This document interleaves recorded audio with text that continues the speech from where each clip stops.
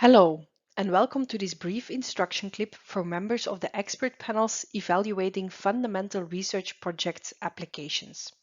In this clip, we will discuss the ins and outs of writing internal evaluation reports, which is a central task of each and every FWO panel member. Every FWO panel member gets to write internal evaluation reports, which are the basic reviews of the applications submitted to your panel. It is very important that you respect the deadline by which this report should be submitted, as the next step in the evaluation procedure, the rebuttal by the applicants, cannot commence without your internal review report. The submission deadline for your internal evaluation report is detailed in the email informing you of the applications assigned to you. Your account administrator will also send a reminder a week before the report is due. Bear in mind that your internal review report will be sent to the applicants unabridged. Therefore, please make sure that the contents of your review are well considered and that its language is appropriate. Please note that while the scientific chair took your conflict of interest and confidence rate information into account when assigning applications to you for internal evaluation reports, we do consider all FWO panelists to be generalists. This means that we expect you to be able to assess a wide range of proposals based upon your general expertise and experience. Before you start, it is also useful to know that you will be assessing two types of applications, those for junior research projects and those for senior research projects. Junior research projects are submitted by researchers who have obtained their PhD no more than 12 years before the deadline of the call. Senior research projects are submitted by one or more applicants with over 12 years of scientific seniority post-PhD. Finally, a note on multidisciplinary proposals, which may be submitted to your panel. In multidisciplinary proposals, typically one or more scientific disciplines are used that do not belong to the scope of your panel. They will not be a dominant factor in the proposed research, but they may nonetheless play an important role. For such proposals, the applicant may request an external review from an on-topic specialist. These experts will be asked to specifically review the aspects of the proposal related to their discipline. If you encounter such proposals when you are writing your internal review reports, please keep this in mind and be careful with suggesting that this proposal might be out of scope. As long as it is mainly on a topic covered by the panel, it is likely in scope. The internal review report is a written evaluation of the project proposal.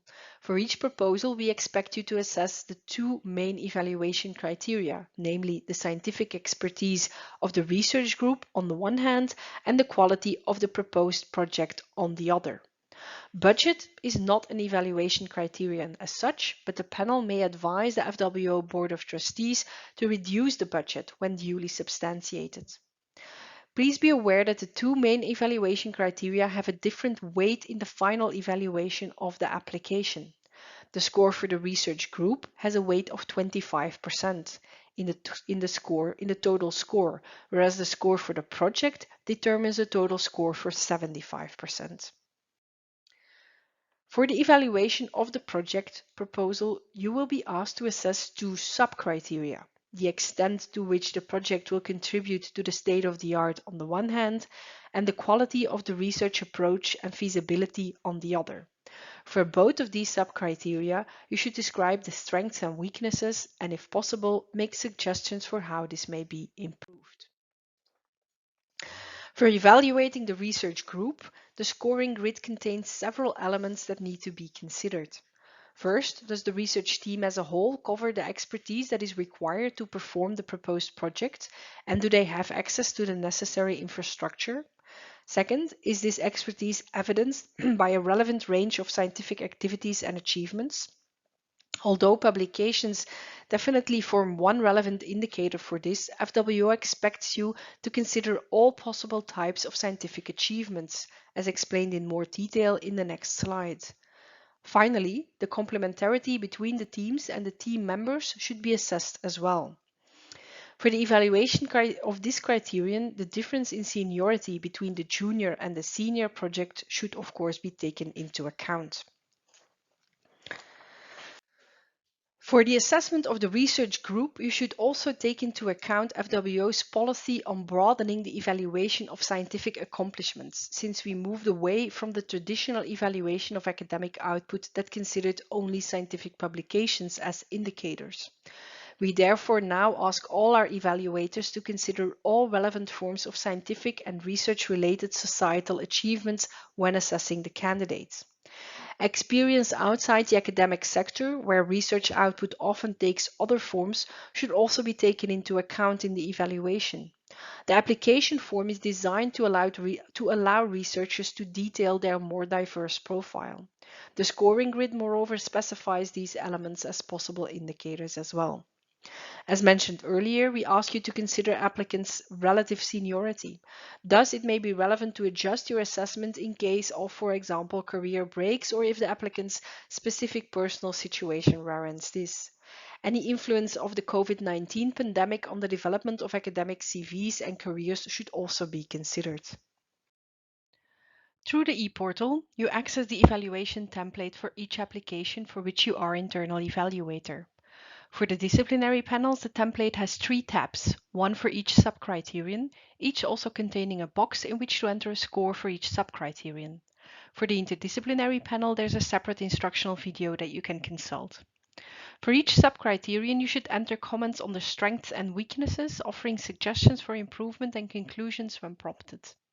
For each of these, there are separate text boxes. You should then assign a score that aligns with your written assessment as well as with the descriptors in the scoring grid. Please note that while we give you the opportunity to comment on the appropriateness of the budget that is requested by the applicants, the budget is in and of itself not an evaluation criterion. Finally, bear in mind that the text you write will be sent unabridged to the applicants as part of the rebuttal procedure. Make sure that the text is appropriate in terms of both tone and content.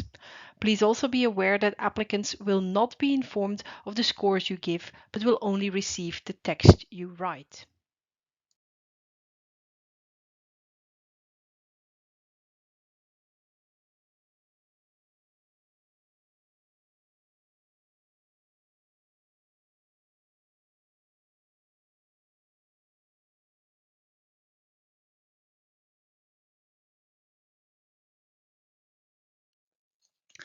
While writing the internal evaluation report, we expect you to use the scoring grid which is available in your ePortal.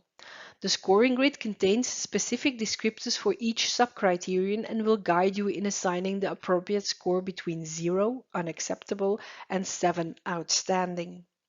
To assign a score, we advise you to proceed as follows. For each criterion, start reading the descriptors for the scoring range of 4-5 and verify that the proposal meets these requirements. Only when a proposal meets all descriptors can it be assigned the score of 4 or higher. If it does not meet these conditions, then check whether the descriptors under score 2-3 may be applicable. If not, then a lower score can be chosen following the same principles. If the descriptors under 4-5 are fully applicable to the project, then you should further check whether the descriptors in the higher score category are fully met. If so, then a score within this category can be chosen. If not all conditions within the 6-7 category are fully met, but at least partially met, then you can still differentiate within the 4-5 category by choosing a score of 5. Before we go, finally, a brief word still about the confidentiality of the FWO review procedure. Please be aware that at FWO we have strict rules regarding the confidentiality of our review procedures. These imply that as a panel member you may not share any information related to the applications or the review and evaluation process with any third parties outside the panel.